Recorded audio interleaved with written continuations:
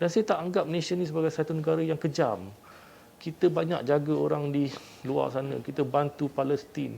Kita bantu Rohingya. Kita bantu masyarakat di luar sana yang tertindas dengan kekejaman orang lain. Tapi kadang-kadang kita tengok di dalam negara kita pun ada juga orang yang macam ni yang kita tak ambil kisah.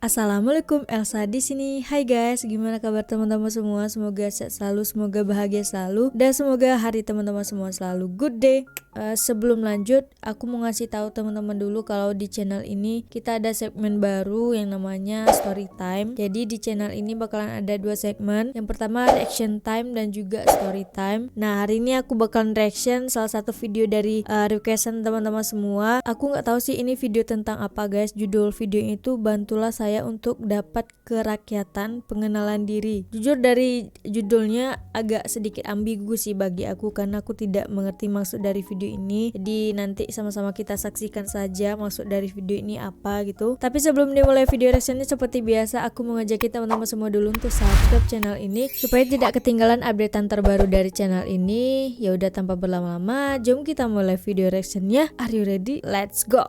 22岁了，我跟这个安迪住，然后他还是老了，要死了，要照顾。 so Dia saya kenapa? 死了，是没有人要照顾我，so 我要拿到我的 IC 咯，所以我要你们帮我拿到我的 IC，so 然后我可以去全部东西我要做的，我可以。 Bila saya fikirkan dunia ini tidak adil, bukan salah saya. Bila emak ayah buat salah, kenapa saya kena tanggung? Cuma saya teruskan hidup sebagai anak. Bila kena berhenti sekolah, saya sangat sedih kerana tidak ada siapa yang tolong. Saya terpaksa berhenti kerana tidak ada dokumen, kata Rohana Abdullah, 22 tahun. Katanya pada suatu ketika dia mengalami anxiety yang teruk dan cuba membunuh diri sebagai akan diberikan status yang membolehkannya menjalani hidup seperti orang lain. Katanya ia termasuklah berkahwin, membuka akaun dan perkara lain yang tidak dapat dilakukannya sebelum ini. Harian Metro hari ini melaporkan 22 tahun lalu, Rohana ditinggalkan di tadika kerana ibunya terpaksa pulang ke kampung halaman di Indonesia. Ketika itu usianya baru 2 bulan. Namun kerana kemurnian hati seorang wanita berbangsa Cina, dia dijaga seperti anak sendiri sehinggalah sekarang. Wanita itu, Chi Hoilan, 83 tahun, adalah guru tadika di mana ibu Rohana bekerja sebagai pekerja pembersihan dan mengenangkan nasib bayi terbabit, dia mengambil keputusan menjaganya seperti anak sendiri. Sementara itu, Majlis Perwakilan Penduduk Zon Batu sudah merujuk kes Rohana yang memohon kad pengenalan sementara kepada Jabatan Pendaftaran Negara dan Kementerian Dalam Negeri untuk tindakan susulan. Pengerusinya, Ghulam Muzaffar Ghulam Mustaqim berkata, ia bagi mendapatkan gambaran dan status sebenar gadis berkenaan. Katanya, berdasarkan semakan awal, Rohana mempunyai dokumen berkaitan termasuk sijil kelahiran yang menyatakan dia dilahirkan di negara ini. Sejak daripada kecil lagi memang dah proses. Cumanya bila dah melangkah usia 12 tahun tu barulah realise yang benda ni bukan satu benda yang main-main. Yang macam susah nak dapat dan kena proceed ke another level lah. Cumanya tak boleh nak buat sebab sangkut dekat belah ayah lah kan. Dan mak ayahnya pun orang bukan mana orang orangnya? sini. So bila dah umur masa masuk sekolah menengah adalah cikgu kaunseling yang tolong. Itu pun tolong tu disebabkan saya dah tak boleh nak teruskan pembelajaran masa tingkatan 4. Kalau tak macam kita tunggu je lah keputusan daripada JPN. Tapi disebabkan once dah tak boleh sambung tingkatan 4 tu, barulah macam fikir inisiatif lain. Pergi balik, turun naik JPN, tanya macam mana. So JPN pun kata boleh pergi ke Jabatan Pendidikan untuk bayar yang bukan warga negara. Tapi bila pergi sana pun tak boleh nak bayar juga. Kerana status saya tu lah, katanya memang bukan warga negara boleh bayar untuk teruskan persekolahan. Tapi saya punya kes ni tak boleh nak bayar. Dia memang tak galakkan saya untuk bersekolah lah. Kalau nak sambung sekolah tu pun private. Macam tu. So saya stop tingkatan 4. Kira macam dalam bulan 3 macam tu jugalah saya stop. And then saya teruskan dengan tuition sendiri, belajar sendiri, and then ambil SPM secara persendirian. Okey, so maknanya sekarang ni yang terbaru lah bila jumpa dengan pengurusi MPP Zon Batu ni. Apa usaha yang Rohana nak ambil sekarang?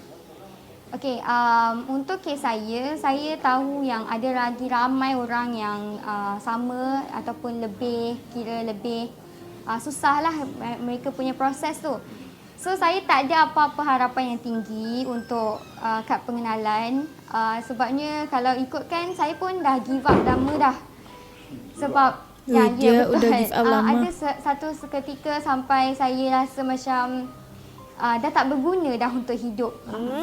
Jangan Tapi bila gitu fikir dong. balik kan kalau buat gitu apa-apa ya. yang tak Sedih yang ni. macam mana yang membahayakan diri, kalau contoh macam masuk hospital ke ataupun tiba-tiba jadi cacat ke, kan menyusahkan orang lain lagi pula. So saya macam okeylah, nasib baiklah masih waras tak buat benda-benda yang bukan-bukan.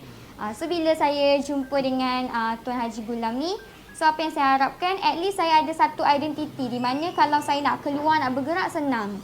Sebabnya kalau sekarang nak keluar pun takut-takut. Kerana Sebab dia yelah, tak ada kita tak dokumen ada lengkap. identiti kan, takut nanti polis macam tahan ke, tanya ke. Saman. Lepas tu lagi untuk Saman. masa depan saya lah. Dan apa yang saya harapkan, saya memang nak sambung belajar. Tapi disebabkan tak boleh nak sambung belajar, so saya pun bekerja lah. And then Alhamdulillah, saya pun bekerja dengan kerja yang proper, which is jadi cikgu tuition lah. Kalau tak sebelum ni saya pernah kerja jaga kaunter.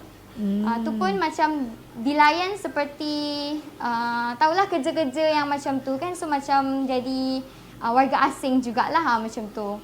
So sekarang apa yang saya nak ialah identiti. Selepas saya sebenarnya dah buat surat kepada Yang Amat Berhormat Perdana Menteri Datuk Seri Ismail Sabri, dan juga saya akan salinan kepada Yang Berhormat Menteri Datuk Seri Hamzah Zainuddin, Menteri Dalam Negeri, supaya tengoklah kat sini ada dah urusan berkaitan tentang apa yang dia buat, sijil kelahiran dia, okey, dan dia pernah memohon di bawah perkara 15A, iaitu permohonan kewarganegaraan. Bayangkan nak buat permohonan ni pun dia terpaksa guna orang macam kakak angkat untuk bantu dia untuk buatkan. Kalau tidak, dia tak boleh daftar. Sebab dia terpaksa gunakan Sulit, ya. orang lain untuk bantu untuk dia daftarkan. Tapi sehingga sekarang, dia pernah memohon ni pada tahun 2016. Bayangkanlah, dah hampir 6 tahun masih lagi tak ada feedback. Dan 6 tahun loh guys, ini adalah tak ada salinan feedback. IC bapak dia. Dan Itu kebetulan ni ayahnya. bapak dia ni memang duduk pun dalam kawasan Parlimen Batu di Taman Kursi Polis. Saya cuba untuk menghubungi bapak dia, untuk bapak dia keluar tampil mengesahkan yang ini adalah anak dia untuk memudahkan proses dia mendapat Oh, jadi bapaknya tu masih dalam kawasan Malaysia guys, di Zon Batu. Kenapa bapaknya enggak mau mengakui kerayakan anaknya? ataupun mendapat sijil ataupun kad pengenalan diri untuk memudahkan urusan adik Rohana. So saya pun nak merayulah kepada kerajaan. Saya tahu banyak di luar sana supaya Kementerian Dalam Negeri ini lihat benda yang sebegini dan jadikan sebagai satu tauladan, iktibar yang ramai di sana yang sekarang ni seperti nasib adik Rohana ni yang menjadi mangsa keadaan kepada apa yang berlaku sebelum ni, kisah lampau mereka. So kena tengok dan permudah dan perhalusikan balik dasar-dasar ni. Yang ada betul-betul genuine seperti kisah adik Rohana ni, kita kena bantu, mudahkan urusan dia supaya masa depan dia, untuk dia Cemerlang, cerah gitu masa depannya. hidup. Kalau kita boleh buat pemain bola sebagai pemain naturalisasi kepada kita punya pasukan bola sepak, kenapa tidak kepada adik Rohana ni? Dia pun menyumbang juga. Dan sekarang ni tengok, 22 tahun menjadi cikgu tuition, membimbing anak-anak di kawasan sekitar kawasan perumahan dia, mengajar sejarah, bahasa Inggeris kepada anak-anak sekolah di sini. Itu bukan maksud dia menyumbang, dia menyumbang juga. Dan saya tak anggap Malaysia ni sebagai satu negara yang kejam. Kita banyak jaga orang di luar sana, kita bantu Palestin, kita bantu Rohingya, kita bantu masyarakat di luar sana yang tertindas dengan kekejaman orang lain. Tapi kadang-kadang kita tengok di dalam negara kita pun ada juga orang yang macam ni yang kita tak ambil kisah. So ini yang sebenarnya yang saya nak utarakan. Dan saya mohonlah dan saya merayu, saya bila jadi pengurusi Majlis Perwakilan Penduduk Parlimen Batu ni, ramai sebenarnya yang begini. Cuma hari ini saya nak buat satu pendedahan eksklusif sebab saya tengok satu unik dan kemurnian hati anti-Ci ni, seorang Cina yang menjaga seorang budak Melayu daripada usia 2 bulan sehingga 22 tahun dan tidak sekali pun membawa satu kejahatan kepada adik Rohana ni. Wa Ima juga daripada segi agama dia menjaga dan mendidik dan dia memastikan Rohana ini dididik dan dijadikan seorang Muslim yang baik. Wih, Ya Allah Tuhanku, InsyaAllah. Allah Maha Mantap, Besar. Cik. Ini yang saya nak tonjolkan dalam saya punya siri interview. Wah, merinding loh guys, terharu juga. Hebat banget sih guys, Aunty Chin bisa mendidik Rohana dari umur 2 bulan sampai sekarang 22 tahun dengan latar belakang Aunty Chin ini yang bukan agama Islam gitu, tapi dia memastikan bahwa Rohana dibesarkan menjadi wanita yang soleha. Ayahnya itu katanya masih dalam sekitaran Malaysia.